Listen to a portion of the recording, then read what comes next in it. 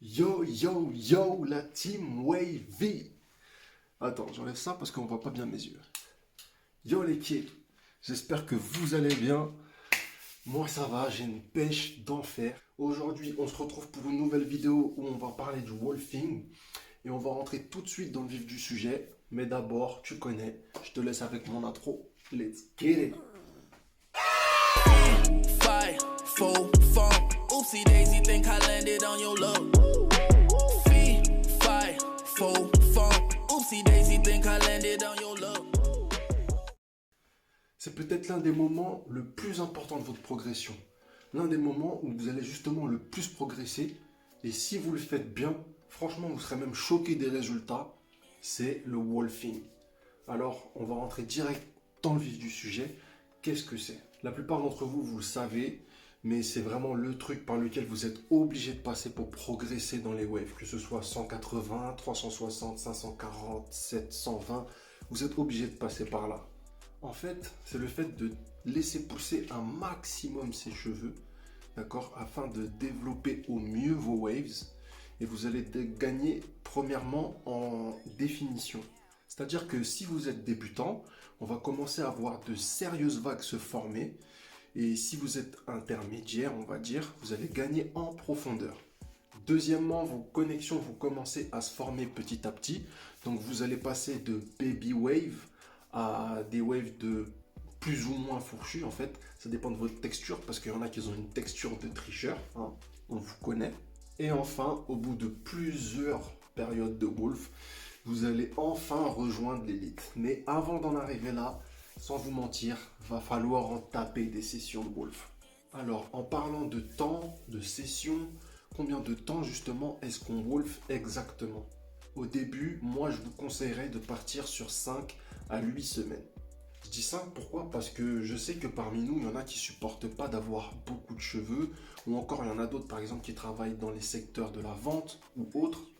Et je sais que c'est compliqué quand t'as pas eu le temps d'aller faire ta fresh cut, faut que tu sois présentable, t'as v'là la touffe. Je sais que c'est relou, je suis passé par là, je sais. Il y en a aussi qui ont les cheveux qui poussent super vite, comme moi par exemple. Du coup, tu te retrouves vite avec une touffe de malade. Et j'avoue, c'est relou. Donc, en fait, 5 à 8 semaines, franchement, c'est pas mal. Surtout quand tu es débutant. Après, si tu as l'habitude et tout, moi, je te conseille de partir sur 7 à 12 semaines. Franchement, c'est pas mal. Il y en a, ils font des 27 semaines. Donc, 7 à 10, 11, voire 12 semaines, c'est pas mal. Après, comme on dit, chacun voit midi à sa porte. Le but, en tout cas, c'est de ne pas couper trop tôt pour ne pas freiner la progression, mais aussi de ne pas couper trop tard pour ne pas gâcher justement la progression. Parce que le but, c'est pas de partir en overcurl, parce qu'après, c'est compliqué à gérer.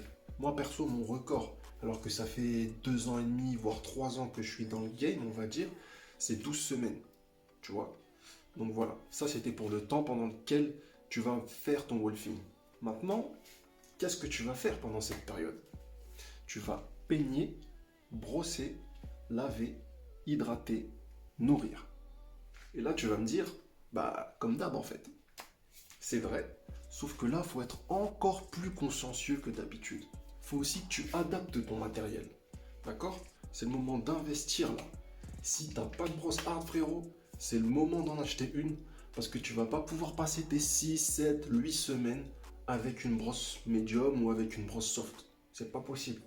Alors, bien sûr, évidemment que tout le matériel il est nécessaire, important, mais selon moi, ce qui est vraiment importantissime, c'est le peigne, la hard et la soft, plus le plastic bag. Pourquoi le peigne, premièrement?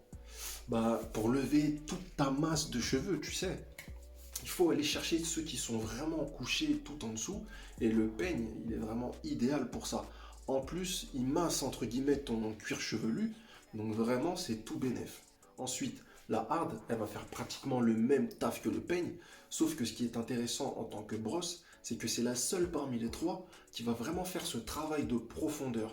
Et puis troisièmement, la soft, comme vous le savez, elle est là pour vraiment bien coucher les cheveux à la fin de votre session, mais il ne faut pas la négliger, parce que comme vous le savez, le but c'est d'avoir les cheveux le plus plaqués possible, même en période de wolfing.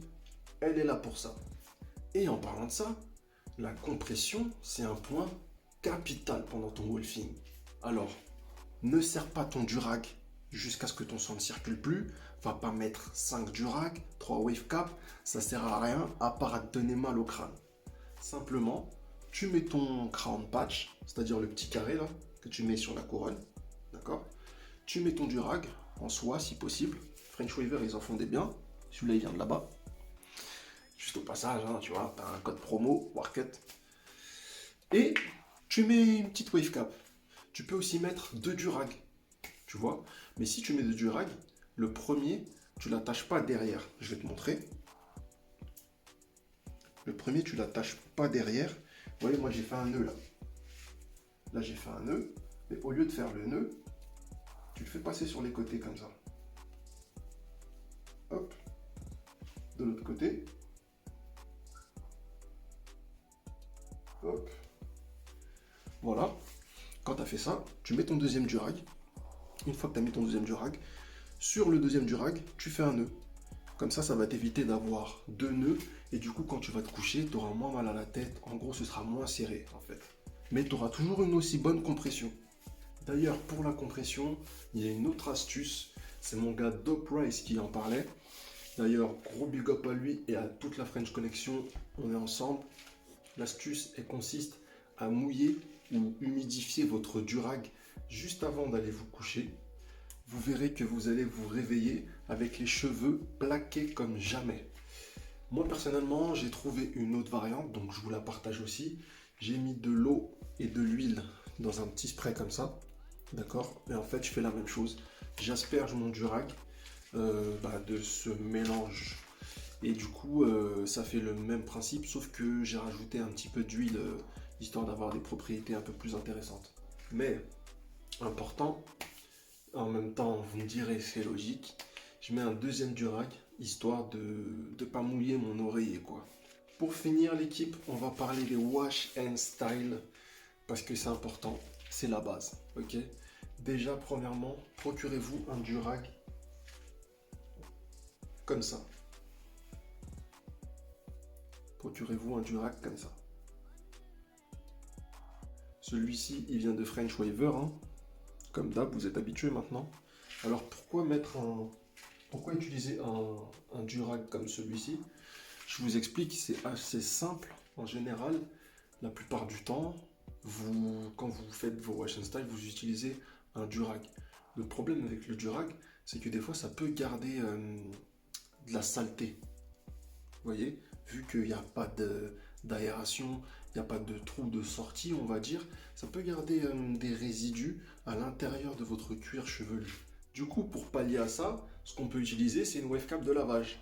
Mais le délire avec cette wave cap, c'est que quand tu vas l'enlever ou quand tu vas la mettre, étant donné que tes cheveux ils sont un peu mouillés et que du coup, ils sont plus malléables, tu peux les faire bouger et tout. Et quand tu vas du coup l'enlever ou la mettre justement, tu n'auras pas vraiment le résultat que tu veux. Tes cheveux ne seront pas vraiment en place comme tu aurais voulu. Du coup, moi, c'est pour ça que je vous conseille de prendre un durag comme ça, parce que c'est vraiment comme un durag en fait. C'est-à-dire que quand vous allez le mettre, vos cheveux ils vont être compressés, ils vont tenir en place. Et le fait qu'il y a les petits trous, ça va permettre d'évacuer les saletés. Mais on en reparlera un peu plus en détail dans une vidéo qui arrive sur Insta. Donnez-moi 2 petites secondes les gars, j'ai 2-3 coupes de cheveux à faire, je vous mets ça vite fait en pub et je reviens tout de suite derrière.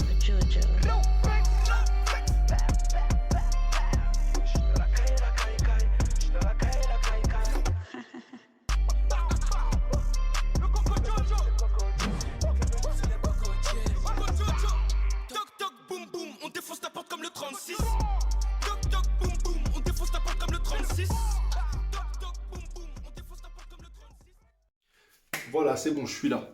Donc, les wash and style en eux-mêmes, ce que je vous conseille, il n'y a pas grand-chose à dire de plus, à part la fréquence. Voilà, je vous conseille de faire minimum 2 wash and style par semaine. Après, ce qu'il va falloir, c'est bien hydrater et bien nourrir. Je ne vous dis pas de mettre une huile tous les jours, de mettre votre crème hydratante tous les jours, mais faites-le correctement, quoi. Quand vous avez fini votre wash and style, vous le faites votre routine le jour même. Et puis voilà, faites-le bien consciencieusement, histoire que vos cheveux soient bien hydratés Et c'est bien l'hydratation avec des huiles, mettez votre beurre et franchement tout sera carré. Le dernier point les gars que j'aimerais bien aborder avec vous, c'est la fresh cut, ou on va dire le petit rafraîchissement capillaire. Vous pouvez y aller sans hésiter toutes les semaines, toutes les 2 semaines si vous voulez. Aller chez votre barbeur, il n'y a aucun souci. Par contre, ce que moi je vous conseille, en tout cas ce que je fais personnellement, c'est que j'évite de faire des tapers trop hauts. D'accord? Je fais juste ici, là, au niveau des contours. Après, je dessine bien le contour. Pourquoi? Parce que tout simplement, vous avez des waves ici, là, qui doivent pousser. D'accord? Dans cette zone-là, là, vous avez des waves qui doivent pousser. Mais si vous allez chez le coiffeur toutes les semaines, toutes les 2 semaines, pour cut cette partie-là, vous allez freiner la progression de vos waves. Après, si vous faites un 180, il n'y a pas de problème. Si vous êtes sur toutes les autres formes de pattern, moi personnellement, je vous conseillerais d'éviter de faire des tapers trop hauts ou alors d'en faire trop souvent pour éviter de freiner la progression, le développement des waves qui viennent jusqu'au niveau des tempes en fait. Voilà les gars, je pense qu'on a à peu près fait le tour de toutes les questions que vous pouviez vous poser. Si j'en ai oublié, vous connaissez déjà, je vous laisse poser toutes les questions qui vous passent par la tête dans la zone des commentaires. Je vous dis à très vite dans une prochaine vidéo. Je vous laisse avec la rubrique la plus wavy. Cette semaine, c'est mon gars, The OG, Maître Yoda, qui est dans la rubrique la plus wavy. Je vous laisse avec lui. Il va vous donner, selon lui, le meilleur conseil pour le wolfing. Mais surtout, n'oubliez pas de vous abonner, de partager et évidemment de liker. C'était votre gars Warcut. On est ensemble fort. Gardez bien vos brosses en action, les refs. Peace.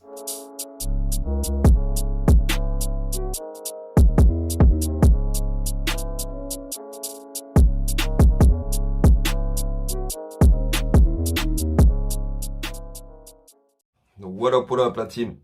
Aujourd'hui c'est pour Warcut. Hein. Selon moi, un tips lors d'un wolf, un incontournable, une chose qu'on doit faire qu'il ne faut pas négliger lors du wolf, c'est de faire des vraies sessions de brosse. C'est vrai, c'est bien de brosser 1 heure, faire une demi-heure de brosse. Mais l'idéal quand tu wolf et que tu veux maintenir ton wolf vraiment laid, plat, bien comme il faut, c'est de faire chaque session le soir en commençant du peigne, passant par la hard, ensuite la medium et la soft et le plastic bag. Bien respecter ce processus, ne pas le négliger, bien respecter ce processus. Et un dernier petit truc, retirer son drag au moins 12 heures après. Sur ce, shout out à vous, big up à mon gars Warcut. Yes.